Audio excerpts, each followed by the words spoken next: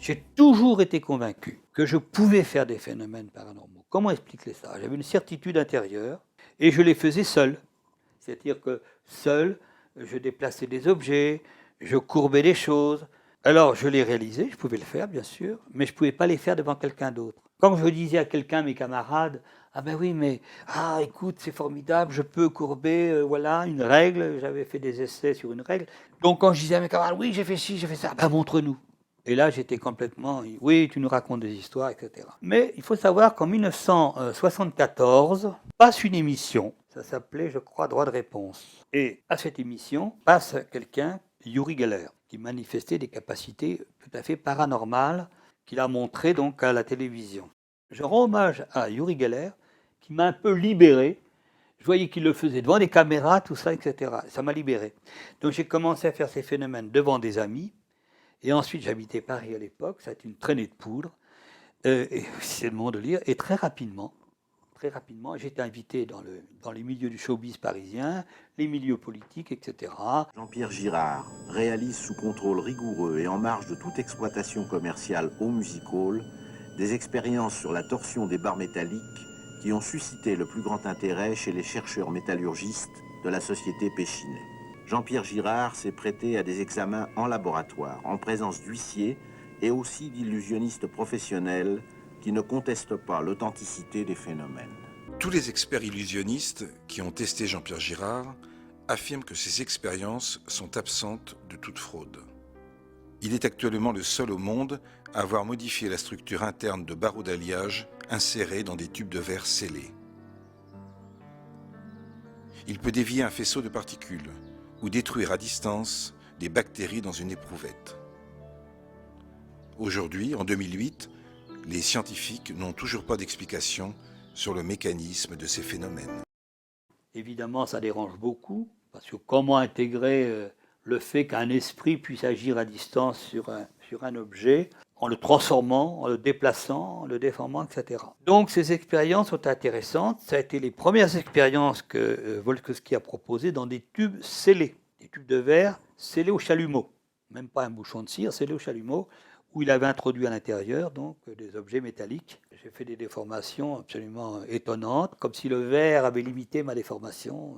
Dans ce parcours, donc, il a estimé, lui, William, qu'il était bon d'inviter d'autres de ses confrères à venir assister à des expériences et faire le compte-rendu de ses travaux. Nous avons eu des gens comme John Taylor, mathématicien au King's College de Londres, qui est un monsieur de référence.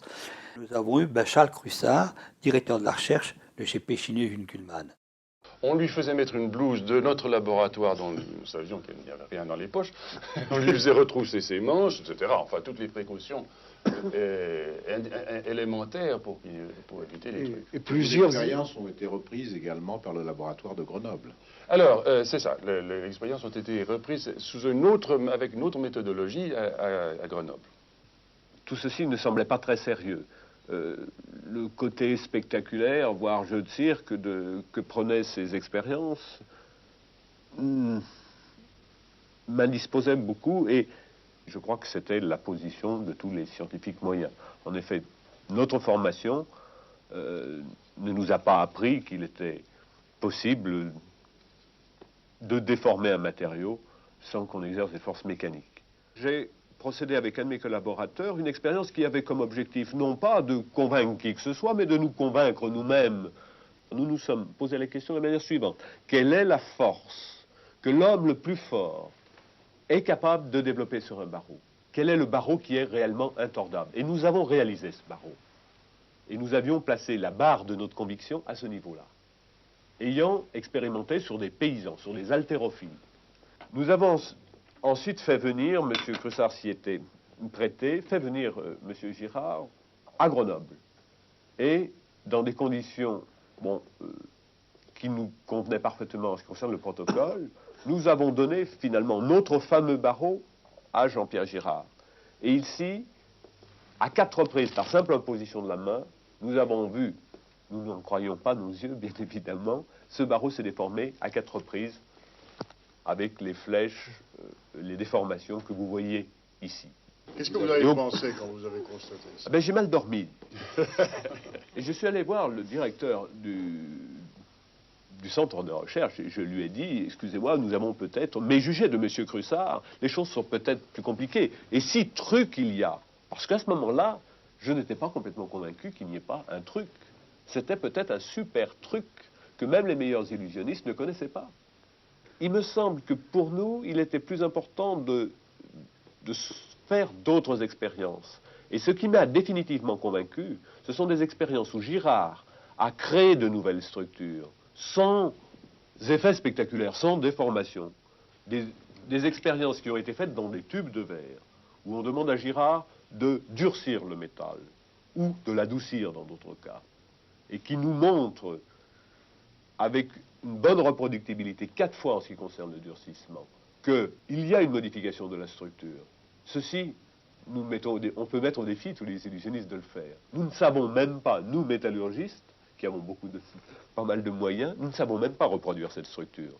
Seule une irradiation en neutrons à raison de 10 puissance 20 neutrons par centimètre carré aurait permis de reproduire les structures. Et pendant à peu près une journée. Ce qui se passe souvent dans la communauté scientifique, c'est qu'on ne veut même pas entendre parler du phénomène, on ne veut même pas se faire ouvrir les dossiers. Ça, j'en ai conscience. Il n'y a qu'une petite partie de la communauté scientifique qui accepte, mais où je suis quand même très optimiste, c'est qu'il y a de plus en plus de jeunes physiciens, même qui viennent des faux stages. Alors on dit il manque des modèles théoriques. Bien, dans mes ouvrages que je recommande, tous mes livres, les films, etc., sont au profit de l'association, les stages également. Donc j'ai publié des livres de vulgarisation, j'ai publié 2 encyclopédies, une sur le paranormal et une sur l'au-delà. Alors on en parlera peut-être 2 mots. Pourquoi l'association du paranormal et de l'au-delà? Notre ami Girard, il s'égare un peu. Non, il ne s'égare pas du tout, parce que justement tout ça c'est lié, des problèmes de conscience.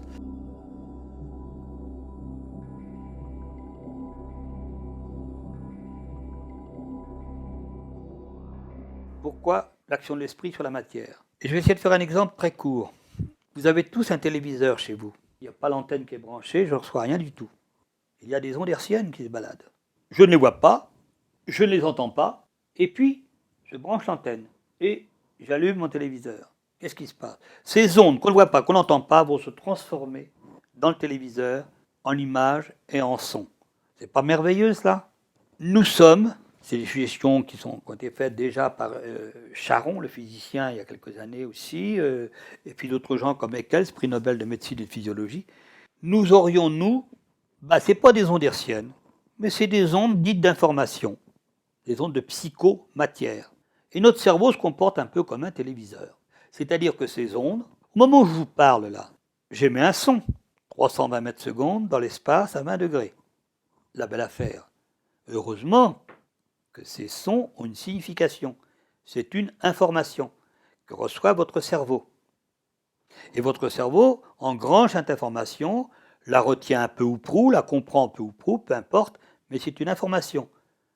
Vous regardez le décor, vous me regardez, etc. C'est une information visuelle. Vous pensez que vous avez un rendez-vous après notre interview, etc. C'est une somme d'information. Dimanche, vous avez une invitation, etc. Bon, tout ça, c'est une somme d'informations. C'est ce qu'on appelle des ondes de psychomatière. Et ces ondes de psychomatière sont hébergées par votre cerveau, comme le téléviseur, ils sont hébergés. C'est-à-dire que votre cerveau ne crée pas la conscience. Il va engranger, il a un magnéto qui retient, vous enregistrez. Dans notre cerveau, nous avons l'hippocampe qui va enregistrer tout ce que vous avez perçu, même à votre insu. L'hippocampe y reçoit tout. D'ailleurs, en sophrologie, des fois, on peut comme ça, ou en hypnose, révéler des souvenirs enfouis, par exemple. On n'arrive pas à restituer. Et vous avez cet hippocampe et le cingulum, qui est pour la mémoire à long terme. Donc vous avez tout, un peu comme un téléviseur. Donc là, la conscience, depuis la vie intra-utéro, par la musique qu'écoute la maman, par exemple, jusqu'à notre fin de vie, vous allez construire, agréger votre conscience, ce qu'on appelle les champs de cohérence quantique. Et cette matière n'est pas de même nature comme les ondes hertziennes du téléviseur, avec son alchimie électronique. Ces particules ne sont pas de même nature. Et lorsqu'on décède, c'est là où je viens à mes travaux sur l'au-delà, quand nous décédons, ces particules n'ont plus rien à faire dans l'enveloppe charnelle. C'est comme si vous cassez le téléviseur, l'émission En Terre Inconnue, par exemple, va continuer, si votre téléviseur est cassé pour des raisons diverses. Donc ça, déjà, on a une piste. Déjà, la conscience, vous voyez déjà, hop, elle est ce qu'on appelle dans notre jargon en neurosciences, elle est non locale. Et tous les chercheurs en neurosciences modernes considèrent effectivement que la conscience est non locale. Ah, ça veut dire qu'elle se déplace. Oui, mais de là à faire bouger quelque chose.